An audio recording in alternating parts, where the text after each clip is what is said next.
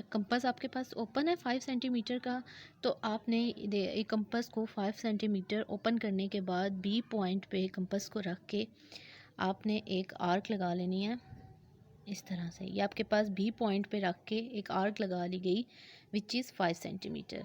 अब आपके पास ये बी पॉइंट जो है ये भी कंप्लीट हो गया, ए बी जो है आपके पास 5 सेंटीमीटर ये भी कंप्लीट हो गई, इसकी आर्क लगा ली।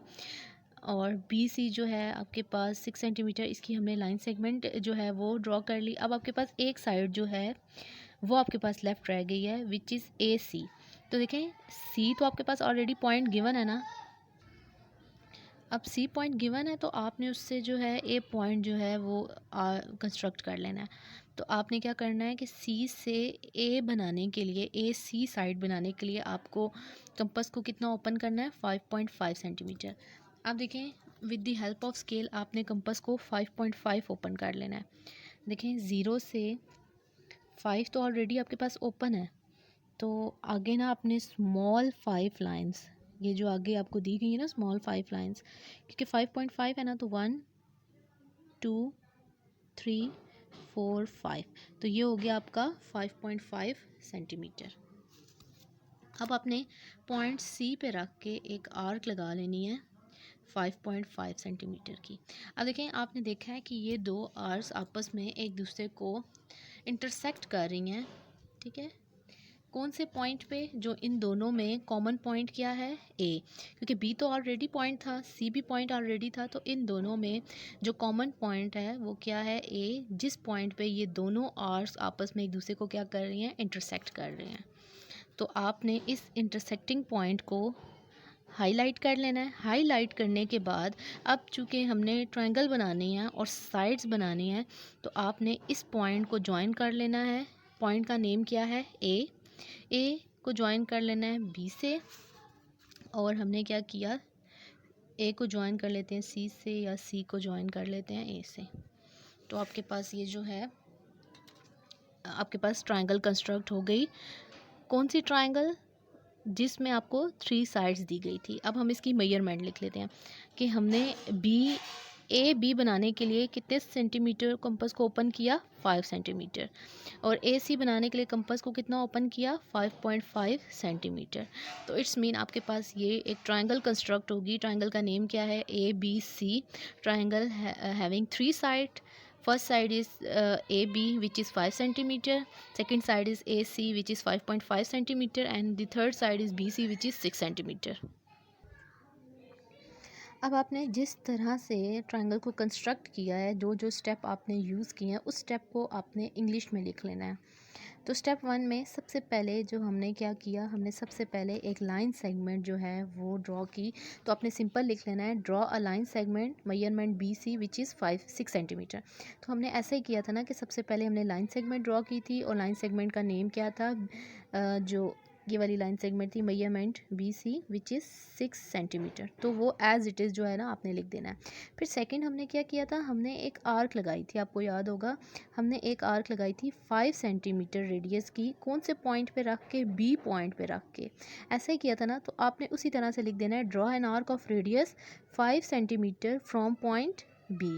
यस, हमने इस पॉइंट से क्या ड्रॉ की थी? एक लाइन सेगमेंट ड्रॉ की थी। फिर थर्ड पॉइंट पे हमने क्या किया था, एक और जो है वो आर्क ऑफ रेडियस ड्रॉ कर दी थी। लाइन सेगमेंट का वर्ड नहीं यूज़ करना, अब आपने आर्क ऑफ रेडियस, ठीक है। हमने एक आर्क ऑफ रेडियस ड्रॉ कर ली थी पॉइंट सी से विच इज़ 5.5 सेंटीमीटर।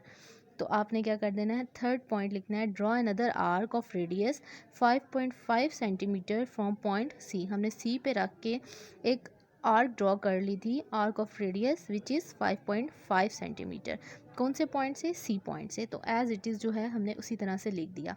फिर हमने ये देखा था आर्क ड्रॉ करने के बाद कि बोथ आर्क्स, जो दोनों आर्क्स थी वो मीट कर रही थी एक पॉइंट पे, और उस पॉइंट का क्या नाम था? Point A. तो उसी तरह से मैंने इंग्लिश में लिख दिया, both arcs meets each other at point A. जो जो आपने स्टेप यूज़ किया ना ट्रायंगल को कंस्ट्रक्ट करने के लिए, उसी स्टेप को आपने लिख देना है। अब फिर क्या किया था, हमने ज्वाइन कर दिया था बी से ए को और सी से ए को, ठीक है। यहाँ तक कंप्लीट हो गया आपका। स्टेप ऑफ कंस्ट्रक्शन, आपने जो स्टेप यूज़ किए हैं उसको आपने लिख देना है। फिर एंड में आपके पास आ जाता है कंक्लूजन। कंक्लूजन मीन रिज़ल्ट, कि अब आपके पास रिज़ल्ट क्या आया। तो आपने देखा है कि आपको क्या चाहिए था, रिक्वायर्ड में आपको एक ट्रायंगल चाहिए थी, तो आपने कंक्लूजन में आपने लिख देना 10, ये ट्रायंगल है, 10 triangle ABC is required triangle. तो अब आपको रिज़ल्ट में वो ट्रायंगल जो है वो मिल चुकी है जो कि आपको नीड थी। तो कंक्लूजन में आपने सिंपल लिख देना है 10 triangle ABC is required triangle. Case number 2, when two angles and their included side is given. इस केस में आपको दो एंगल्स बनाने को कहा जाएगा और उस एंगल से रिलेटेड आपको एक साइड दी गई होगी, इंक्लूडेड साइड, जो उस दोनों एंगल्स को वो साइड क्या कर रही होगी, होल्ड कर रही होगी। तो आपने खुद भी देख लेना है कि अब आपको देखें मेजरमेंट PQ 6.2 सेंटीमीटर, एक आपको जो है वो मेजरमेंट दी गई है जिसकी आपने लाइन सेगमेंट ड्रॉ करनी है which is 6.2 centimetre and the name is PQ। और फिर आपको सेकंड जो है वो एंगल दिया गया, मेजरमेंट एंगल P, मतलब आपने P पॉइंट पर रख के एक एंगल ड्रॉ करना है 90 डिग्री का, एंड मेजरमेंट एंगल Q, ये एंगल का साइन है, मेजरमेंट एंगल Q 30 डिग्री, और Q पॉइंट पे रख के आपने एक एंगल ड्रॉ कर लेना है 30 डिग्री का। तो आपको जो गिवन है, अब आपको 3 साइड्स नहीं गिवन, अब आपको एक साइड गिवन है और 2 एंगल्स गिवन है। तो आपने गिवन में क्या लिख लेना है, 2 angles and their included side is given, कि आपको 2 एंगल्स दिए गए हैं और उन दोनों एंगल्स से जो उन दोनों एंगल्स को साइड इंक्लूड कर रही है वो आपको साइड गिवन है। रिक्वायर्ड में जैसे कि पहले आपने लिखा कि आपको रिक्वायर्ड क्या है, आपको एक ट्रायंगल रिक्वायर है, तो आपने लिख देना है 2, यहाँ पे TO2 कंस्ट्रक्ट अ ट्रायंगल, कि आप एक ट्रायंगल को कंस्ट्रक्ट करना चाह रहे हैं। अब फिर हेडिंग आपके पास आ जाती है कंस्ट्रक्शन की, जिसमें आपने जिस एरिया में आपने ट्रायंगल को कंस्ट्रक्ट करना है।